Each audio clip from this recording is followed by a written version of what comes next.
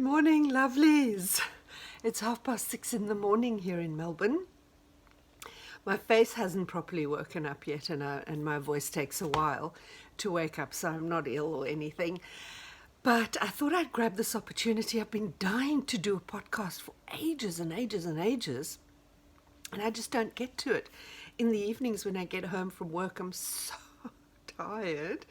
But this morning, because I have a lot of finished objects, and I have to send a lot of them away today, and I haven't shared anything with you. So I thought I'd quickly jump in before work and show you what I've been up to.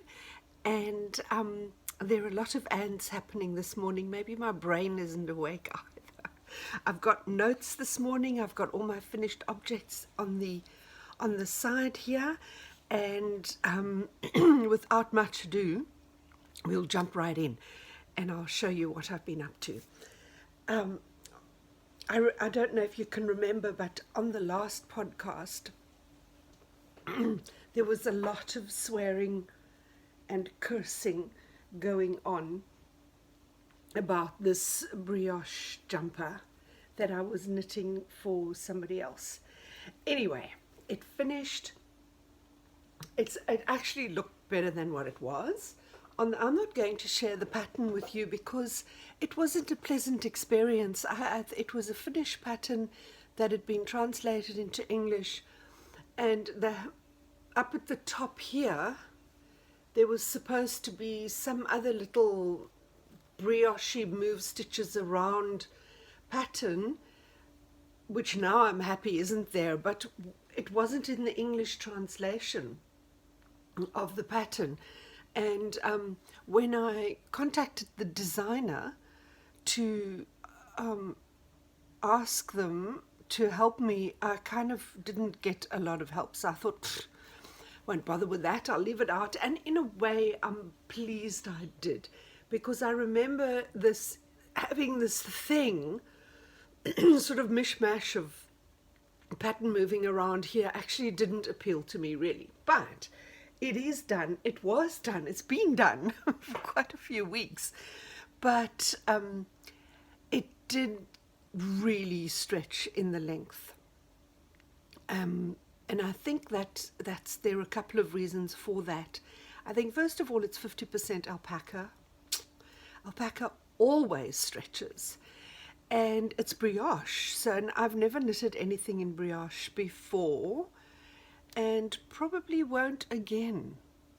The only brioche I want in my life is the French bread variety. I'm going to give brioche a miss.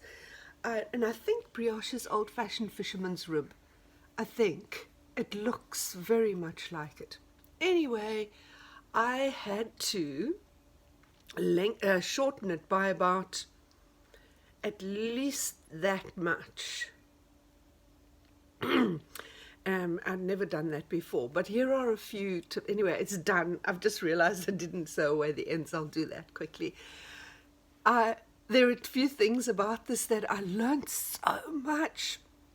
Number one, because I had to shorten it by quite a lot, and because it's half alpaca, which means it's slippery and everything, I thought if I shorten it at the point where it's supposed to be shortened, I could lose a stitch. And it could run all the way up the jumper, and that would just finish me off. So I thought, I'll just take the ribbing off first. So I took the ribbing off first, and then I realized it doesn't run. Just because of the construction of brioche, it doesn't run in that direction, which also means you can't pull it out in that direction, if you know what I mean. I hope I'm making sense here. To the knitters, I'm probably am making sense. I'm having a morning cup of tea. I don't normally drink, but geez, time for tea. Oh, lovely.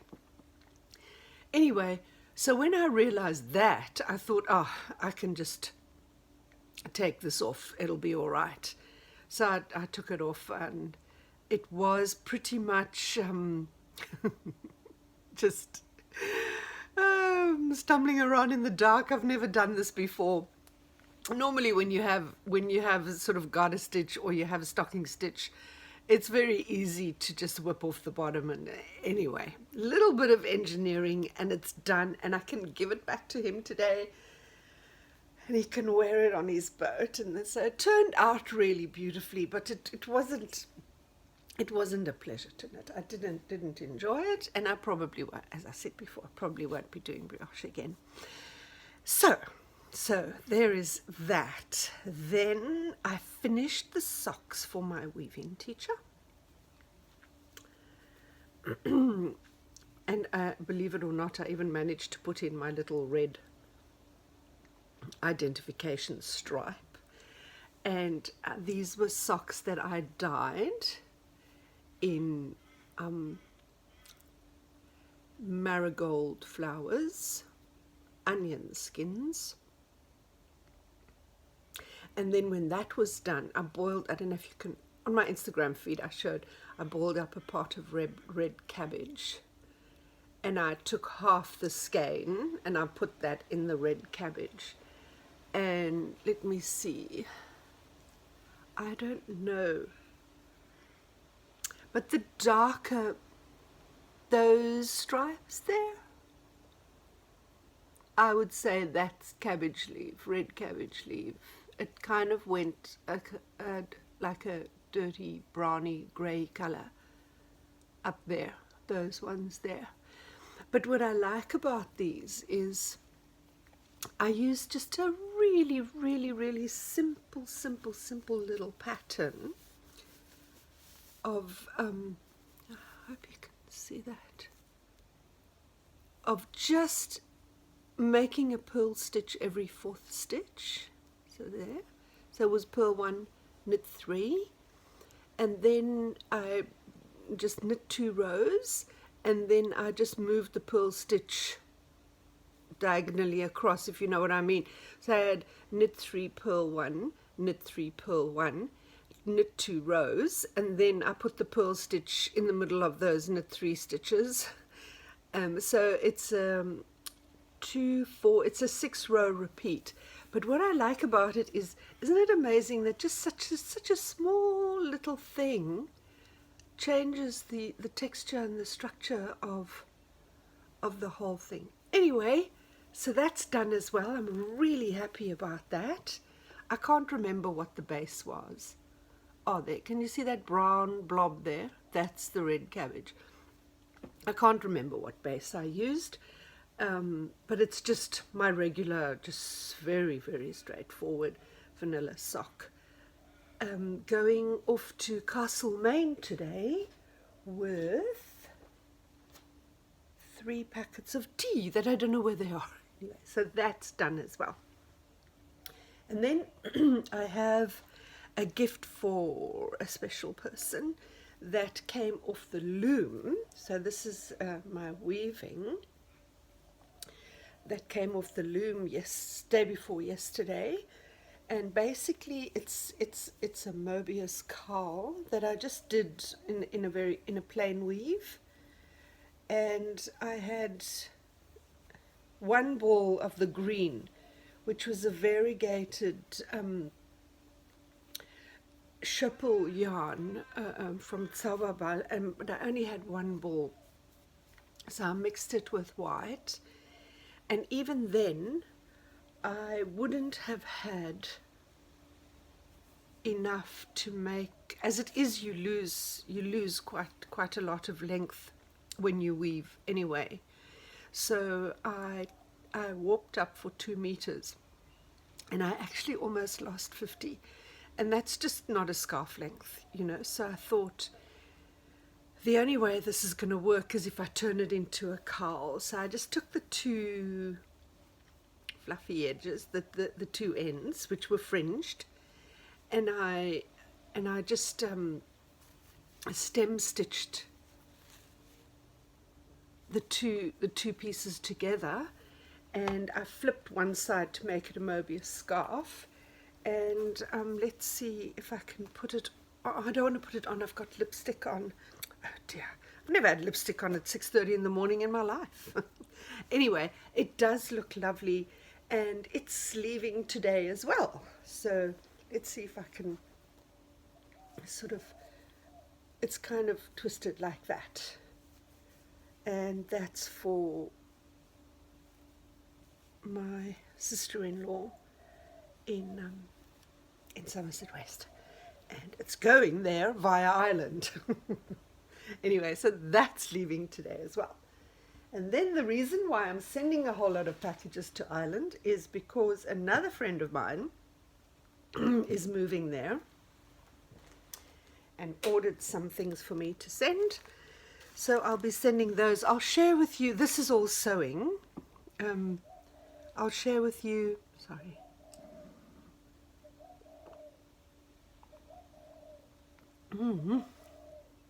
I'll share with you what I made for her. She wanted me to make 2 project bags, the ones that I call the Sitten Sock Knitting Essentials. So she wanted one with the dog theme. So I found this lovely doggy fabric, and then what I do is on the other side I just print just a very, not mine, it's everybody's vanilla sock pattern with the stripy lining. And then also I have the Kitchener stitch, this is such a hard word to say, Kitchener stitch cheat sheet. I print and put it on the inside as well, and then that comes together with a double point needle holder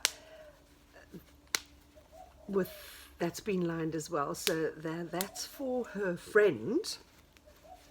And then she asked me, please, can I make one for herself, because I gave her one the last time I was there.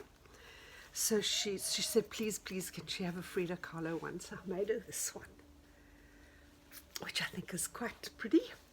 Also with the sock knitting pattern. But, I showed you, I gave you a peek. But I love the lining. Oh, that's actually not shweshwe cloth. That's a shweshwe cloth rip-off. When I started using shweshwe cloth is a South African fabric that I absolutely love. Excuse me. And in the beginning, when I started to buy it, I didn't realize that there were like a whole lot of rip-offs. And so shweshwe cloth is generally, it's got a stamp on the back of it that says 3 cats. So there's some people ripping it off. They've got 3 leopards and 3 rhinos.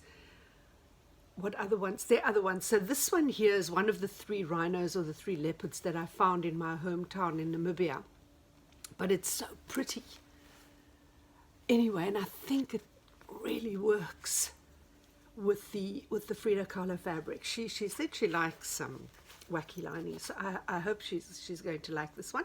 And then this is the double point needle holder that I made to go with it, and I think this is a really lovely set. She also ordered from me the Cirque herders, which now, if you can see that, if the light isn't reflecting, I'm sitting facing the window. There we go, you can see it. That's a genuine shweshwe cloth that I lined the Cirque herders with, and she would like a DPN cozy to go with that, and I love that set. I really do. I'm going to make more of those to put the DPN holders and the Cirque holders together. I love it, I love it, I love it, I love it. And she also wanted another little doggy set, so I made her another DPN cozy, and this lining is with dogs. Oh, I can take this away and then you can see it better. There we go. That, like that. Anyway, I was so happy with that. And then I did an experiment with some, what do you call it, wool wash.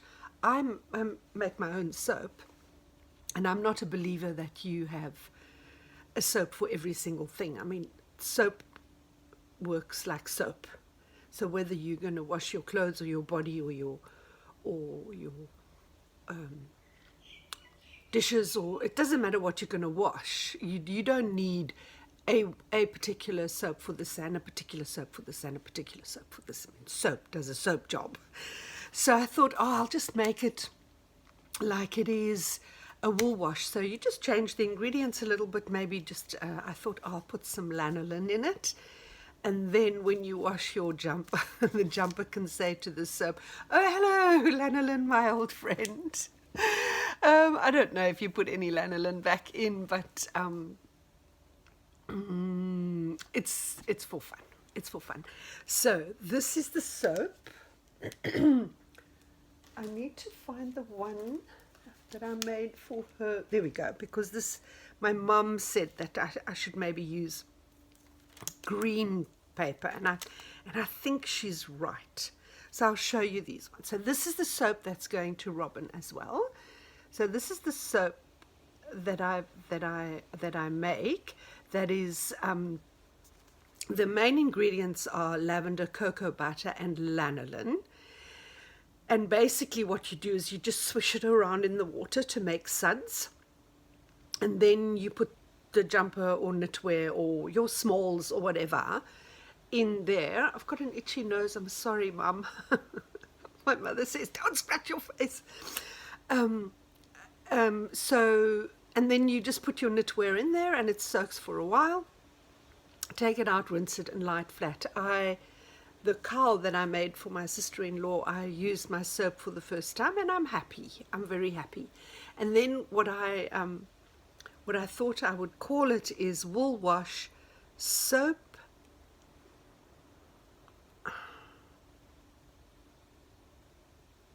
What did I write on here?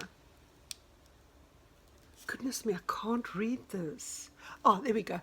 Soap that sheep would use.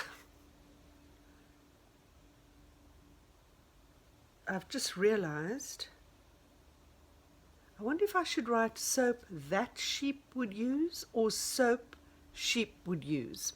I wonder. Anyway, so I just painted that little logo for fun, and I'll be sticking that on the soap that I give away for a present as wool washes. I've only just made one batch. So that's going to Ireland. And I think I do agree with my mum. I think it looks better, sorry about the elastic, I think it looks better against the green than against the brown. And then what I have on the back is just a little label telling you how to use it very, very quickly. Just anyway, so that was a bit of fun, and that's going. I'm also sending her some yarn. This yarn's going to Ireland. This is this grey yarn is dyed by my friend Jen, who has the label Little Yellow Cat. So that's going off to Ireland to Robin. And then I'm going to send my hand-dyed rainbow skein of yarn that I made from the Ashford wool. I called it Over the Rainbow. Very original, but anyway. So those are all going to Ireland today, which is exciting. It's so exciting. So those are all my finished objects, and I found a YouTube channel called Craft in America. I just have to look down at my notes. There's one episode called the Origins episode. It's a beautiful, beautiful YouTube channel. If you want to watch craft people at work and how they work and why they work and their inspirations and all of that, I would highly recommend this YouTube channel, Craft in America. The episode I'm talking about is an episode called Origins. And there is a weaver called Jim Bassler who works out of Palm Springs. And I was watching him work because, as you know, my latest passion is weaving, and I really want to learn as much as I can about it. He said a sentence that, you know how sometimes you hear a sentence and it just resonates with you. Because I often suffer from something called creative misery, and I never know why I land up in a situation where I'm suffering from creative misery. And this is why. I'll tell you now. This is what he said, and I'll quote: "Decisions I make are never based on how long it's going to take me." And it just resonated with me, and I thought to myself, that's it. Now I understand when I hear somebody say to me, "Oh, I'm just looking for something that's a quick knit," and my hackles rise, and I could never understand why. And I think that's why. I think when you approach something, approach it, I feel like you need to approach it with your soul, and just get into it. And it doesn't matter how long it takes you. I don't know if that resonates with anybody else, but it really, really resonated with me. Goodness me, I thought I'd share that with you, particularly in view of the fact that I'm about to embark on a really big learning curve with the weaving. I've just bought myself an 8-shaft Ashford loom, a table loom. Anyway, nothing ventured, nothing gained. I'm super excited about it. I just hope I'm intelligent enough to follow tutorials online. I'm not normally good with that. I like one-on-one with the teacher. But if you don't have a choice, there's no point in not doing it just because you don't have a choice, right? Anyway, so I think that's arriving today or tomorrow. What else? Then, let's go on to projects that I'm busy with. I did do a little bit more sewing because I had still a little piece of woven fabric left from this one piece that I wove. I've still got more of it left. So I whipped up myself a little project bag. I used some vinyl that was left over from my circular needle holders, and I just thought I'd give it a go and see what happens. I used my sewing machine. I actually threaded up, I don't know if all of you sew, threaded up my machine with 2 different colors of yellow, and I pulled them through the same needle at the bottom so I could get, you won't see it here because it's very subtle, but if I'd only used the one or the other, you would have noticed it, because the one would have been all garish and the other one would have maybe just faded away into the distance, and between the two of them they just made this lovely yellow. Anyway, I fiddled around with my machine, had a little squiggle, and that's what came up there.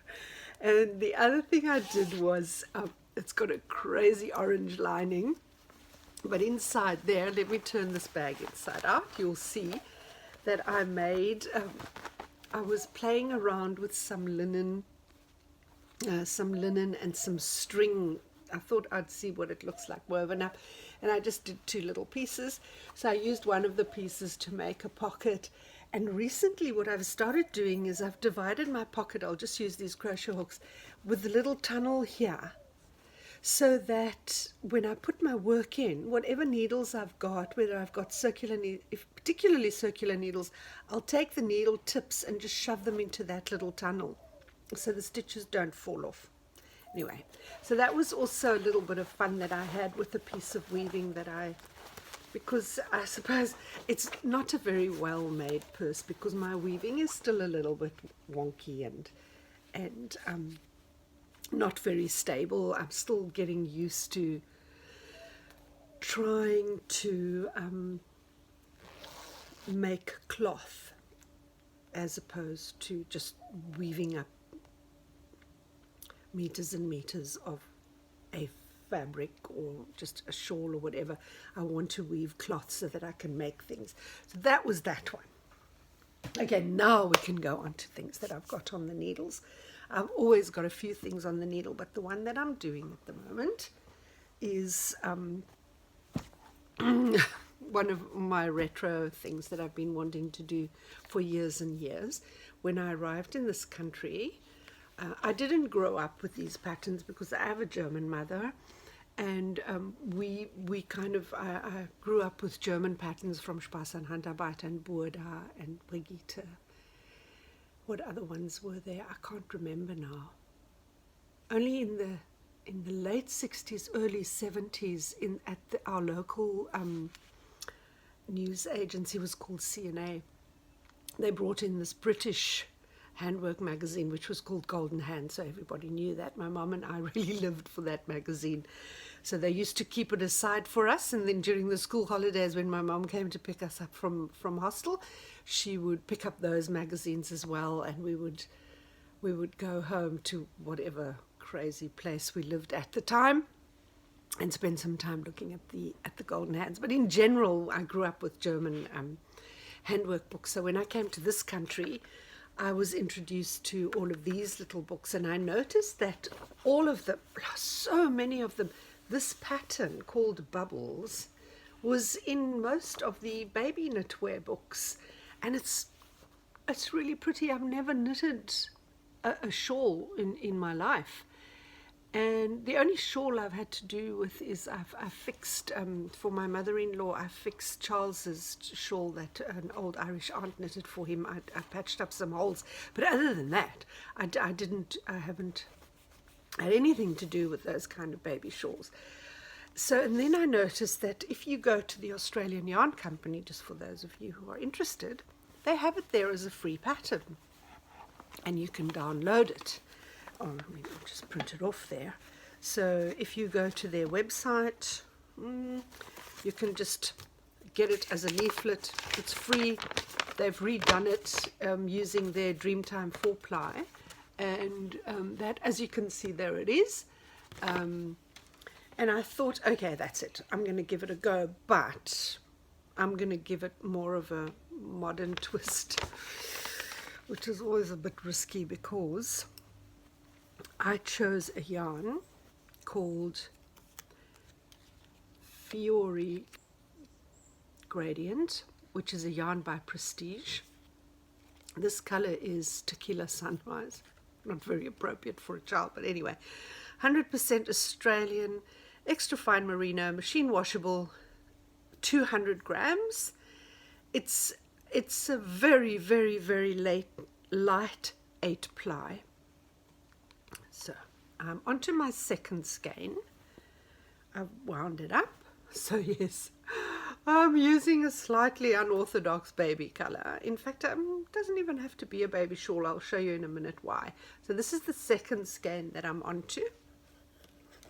And here it is. I mean, you can't really see what's going on here. But you start down here. It is knitted flat. I mean, if you wanted to, you could knit it in the round, but I'm trying to follow exactly instructions as they are in the book to replicate it. The only thing I did change was, because it's a garter stitch article, this first stitch of every row, they knit it. I never do that with garter stitch. I always slip the first stitch, because then it's super, super easy to sew up, and you can get a really lovely edge, and you probably won't be able to see where the seam is. Anyway, so that's where I'm at now. The gradient is quite nice. I don't mind it at all. And anyway, so I have to repeat this lace pattern here 16 times. And I think, because I only podcast sort of very erratically once in a while, the next time I podcast, it might be finished. So it's still got about, I think, double this to go, and then it's got an edge as well. So that is that. Highly recommend the yarn. It's a little bit splitty, but not so bad that it drives you crazy. It's got beautiful drape, nice, soft, squishy, typical merino, extra fine machine washable merino. It's very squishy and very soft. So that's the big project I have on my needles. I am knitting some socks, but I won't be showing those to you, because I think I have before. The ones for my cousin, I finished one and I've just started the other one, because we're marching towards winter in the northern hemisphere, so he's going to get another pair of socks from me. Then I've been making whimsical things. It started with I made a unicorn for a friend's granddaughter. And I was, sometimes I just go down a rabbit hole on YouTube. Oh, it's getting a bit chilly. And I find things. And the latest thing that I found was a thing called a wind spinner. So I'll try and show you, I'll push myself away. So that's it. That's called a wind spinner. I'll pull it up. Now the one that I found had a little fish. No, not a fish, a bird hanging at the bottom here. So, but my son has had this little cactus in a very in a very boring little pot. So I thought I would just paint a pot, make a little crocheted hanger, and just hang it on the bottom of the wind spinner, and it hangs outside in the tree. But the poor little cactus has been to hell and back, I have to tell you. I can't believe it's still alive. Anyway, so I started with that, and then I thought, oh, you know what fun it is to just make whimsical things. I'm a great believer in whimsy. Sorry, just fooling around with the light a little bit. So, I want to introduce you to my whimsical pin cushions. Where will I start? This one. So I paint the pots, and then I crochet the pseudo cactus, and then so this is a pin cushion, which I've called throw the ball. That's that one. And so that's the doggy one. And I made another doggy one where this little dog is lifting his leg against a tree. I think it's called Hold On. I don't know what it's called, but anyway, that's that little whimsical pin cushion. And then I've got this one, which I think is just, I love it. It's a little Frida Kahlo pot that I painted, and then just put a lot of flowers on it. And then the other thing I did was I put like a plastic tube in the top, so that if you had like maybe thicker needles or some crochet hooks or something, you could pop those in there. But I love this pot. So I'm on a Frida Kahlo thing at the moment. So I started another pot, this one. So I've made another one, which I've started. It's not finished yet, and I've painted a little monkey on the back. And what I might do is I might sit, because this one doesn't have the hole in the top, I might see if I can crochet a little monkey and just sit him down in the middle of the petals there. So the joy of whimsy, just if it makes you so happy. Well, it makes me so happy when I make something whimsical, and it sort of sparks joy. I can't believe I've come to the end of this. I will link some of the things that I've spoken about today, but there's this last thing I want to do. I noticed recently that when I watch a podcast, the podcasters kind of thank their subscribers, and I thought, oh, I've never done that. So I started the YouTube channel just because I wanted to basically show my mom and my auntie and my friends and so on, and whoever's interested in what I make. And I I seriously, I didn't think I would have more than about 10 subscribers. And I looked, and it's 300. I don't think I know 300 people in person.